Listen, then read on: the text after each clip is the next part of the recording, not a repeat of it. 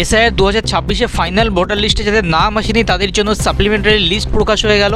নির্বাচন কমিশনের পক্ষ থেকে অবজারভেশন যে লিস্ট ছিল সেটা আজ বিকেল 5:30টার সময় প্রকাশ হয়েছে।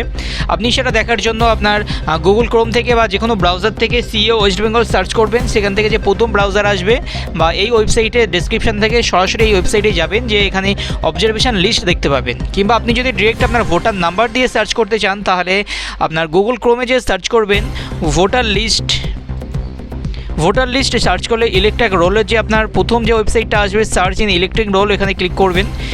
ক্লিক করার পরে আপনি চাইলে মোবাইল নাম্বার বা ডিটেলস বা আপনার এপিক নাম্বার দিয়ে সার্চ করতে পারবেন। এপিক নাম্বার দিয়ে সার্চ করার জন্য প্রথমে ল্যাঙ্গুয়েজ সিলেক্ট করবেন, তারপরে এপিক নাম্বার এবং স্টেট সিলেক্ট করার পরে সার্চে ক্লিক করলে অটোমেটিক্যালি আপনার যদি নাম এসে থাকে, অর্থাৎ যদি আপনার বিচারাধীন থেকে নাম উঠে থাকে, তাহলে এখানে দেখুন সরাসরি আপনার নাম এবং আপনার সমস্ত ডিটেলস চলে আসবে। আর যদি আপনার এখনও পর্যন্ত বিচারাধীনের তালিকায় থেকে থাকেন আপনি বা বাদ যেয়ে থাকে, যদি বিচারাধীনের তালিকায় থাকেন তাহলে এখনও নিচে এই লেখার জায়গায় আন্ডার অ্যাডজুডিকেশন বলে লেখা আসবে। আর যদি ডিলিট হয়ে থাকে তাহলে সম্পূর্ণ আপনার এখানে নো ডেটা ফাউন্ড বা নো রেকর্ড ফাউন্ড বলে শো হবে।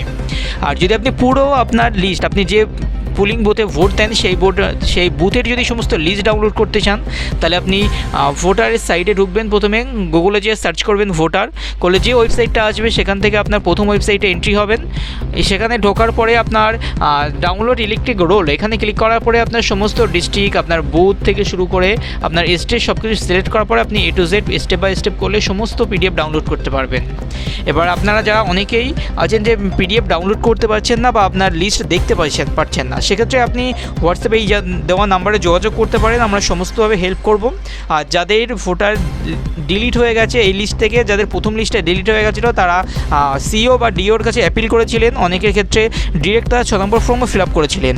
আর এই সাপ্লিমেন্টারি লিস্ট থেকে যাদের ডিলিট হয়ে যাবে তাদের 6 নম্বর ফর্মই ফিল আপ করতে হবে। তবে 6 নম্বর ফর্ম ফিল আপের ক্ষেত্রে অনেক আপডেট এসেছে, আপনি একটু সঠিকভাবে করার চেষ্টা করবেন। চাইলে আপনার এক্সপার্ট যে আছে তাদের থেকে করবেন বা আপনি আমাদের টিমের সাথে যোগাযোগ করেও 6 নম্বর ফর্ম ফিল আপ করতে পারবেন যদি নাম ডিলিট হয়ে থাকে। আর যদি আপনার নাম ভোটার লিস্টের ওপর কিছু নাই লেখা থাকে, ডিরেক্ট যদি চলে আসে সার্চ অপশানে জেগে আপনি তাহলে এখানে আমরা আগে যেমন দেখলাম এরকম যদি আপনার নাম ডিরেক্ট চলে আসে তাহলে আপনার কোনো চিন্তার কারণ নেই, আপনি বেঁচে গেলেন, আপনার লিস্টের নাম ফাইনাল হয়ে গেছে। আর যদি অ্যাডজুডিকেশন লেখা থাকে তাহলে আপনার লিস্ট এখনও বিচারাধীন। নির্বাচন কমিশনের পক্ষ তাদের যে টিম তৈরি করেছে তাদের এখনও সেগুলো নিয়ে বিষয় দেখছে। আপনার নেক্সট যে লিস্টে বাড়া হবে সেই লিস্টে আপনার পুরো ফাইনাল রেজাল্ট জানতে পারবে।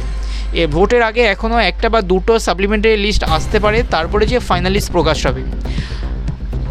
এবার এই বিষয়ে যদি আপনার আর কোনো বিস্তারিত কিছু জানার থাকলে তাহলে অবশ্যই নাম্বারে যোগাযোগ করুন, আমাদের টিম আপনাকে সমস্ত কিছু দিয়ে সাপোর্ট করবে।